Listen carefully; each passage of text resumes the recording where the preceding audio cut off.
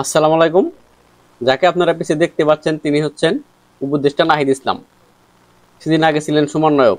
চারজন যে সমন্বয়ক ছিল তারা কিন্তু আমরা আন্দোলনের সময় মেন হিসাবে জানতাম যে এই চারজনের যে একজন মেন আছে সে হচ্ছে নাহিদ ইসলাম। আর এই চারজনকে ভাইরাল করছে কারা? ডিবি হারুন। ডিবি হারুন যখন এদেরকে ধরে নিয়ে গেছে তখন এই চারটা হাইলাইট হয়েছে বা এই চারটা আসছে। তারা যেভাবেই হোক, অনেক হয়তো মনে করছেন যে আকাশ থেকে পড়ে গেছে বা উইরা এসে জুইরা পড়ছে, এরকম কিন্তু কিছু না। তারা যে রাজনীতি বোঝে না না বোঝে এবার আপনারা খেলাটা বুঝবেন। ওনারা যে কত মানে ব্রিলিয়ান্ট। রাজনীতি না বুঝলে শেখ হাসিনার মতো এত আওয়ামী লীগের মতো বড় একটা দলকে তারা বিতাড়িত করতে পারতো না।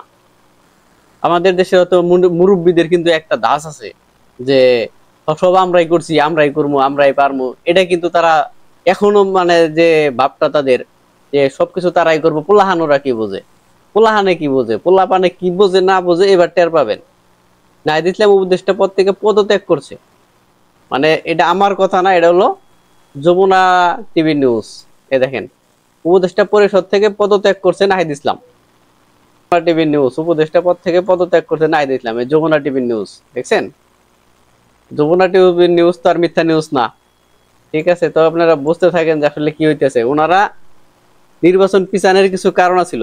তরুণরা ভোটার যদি সংখ্যা বেশি হয় তাহলে রাজনীতির শক্তি তাদের আরো বাড়তো, কিন্তু সেই সুযোগটা মানে কিছু কিছু রাজনৈতিক দলের জন্য এটা বাড়ানো সম্ভব হয় নাই। হয়তো 25-এই হচ্ছে নির্বাচন হবে, কিন্তু নির্বাচন হলে ছাত্ররা 100% নির্বাচন করবে।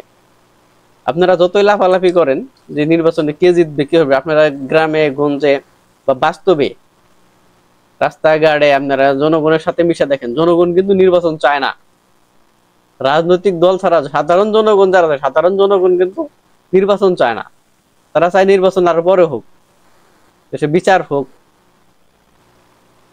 সংস্কার হোক, তারপরে নির্বাচন হোক।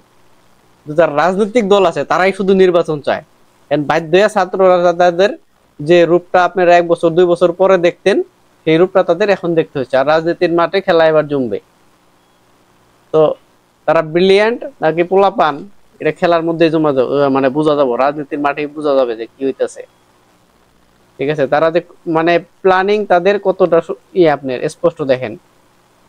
তারা উপদেষ্টা পদ থেকে পদত্যাগ করছে কারণ এই পদে থেকে নির্বাচন করা সম্ভব না, তাহলে তো নির্বাচন হইলো না। তো সামনের দিন আসতেছে আরো কে কে এই পদে আসবে, যেমন হাসনাত আছে, সার্জিস আছে। আর এই দলের প্রধান যে মানে ছাত্রদের রাজনৈতিক দলের যে প্রধান হবে সেটাই নাহিদ ইসলাম হবে, আমার যতটুকু ধারণা আর কি। ঠিক আছে, তো ওনাদের ভাইরাল বক্তব্য, ভাইরাল কথাবার্তা, আর মানুষ তরুণদের পছন্দ করে। বর্তমান যুগে মানুষ তরুণদের পছন্দ করে, তরুণদের পাশে থাকতে চায়। আর ভোট হয়তো এই 25 সালেই হবে। ঠিক আছে, যারা এখনো মানে আগের দিন নিয়ে পড়ে আছেন, আগের জোর জুলুম বা হুমকি ধমকি দিয়া অনেকে তো জান্নাতে মানে টাকা, ঘুষের টাকা ভাগাভাগি করে কেমনে জান্নাতে যাবেন সেই সার্টিফিকেটও বাইরে হলাইছে। এসব জিনিস করলে মানে আমি আর আগে একটা ভিডিওতে বলছিলাম যে ছাত্ররাই কিন্তু সুপার পাওয়ার। ছাত্ররাই super power. তারা আজকে হোক, কালকে হোক, দুদিন আগে হোক, ভবিষ্যতে যা কিছু হবে সবকিছু ছাত্ররাই হবে। যত ক্ষমতা সব ছাত্রদের হাতে যাবে, কারণ তারা একটার পর একটা, একটার পর একটা ক্ষমতা বাইরে থাকবে, কারণ তারাই সবকিছু করবে। তো ঠিক আছে, সবাই ধন্যবাদ, ভালো থাকেন। দেখা যাক কি হয়, ভবিষ্যৎ নির্বাচন কোন দিকে যায়, কে জিতে কে হারে। সামনে হয়তো নির্বাচনের সুন্দর একটা আমেজ হবে, নির্বাচন মানুষ ভোট দিতে পারবে, আমরা এই আশাবাদ ব্যক্ত করি।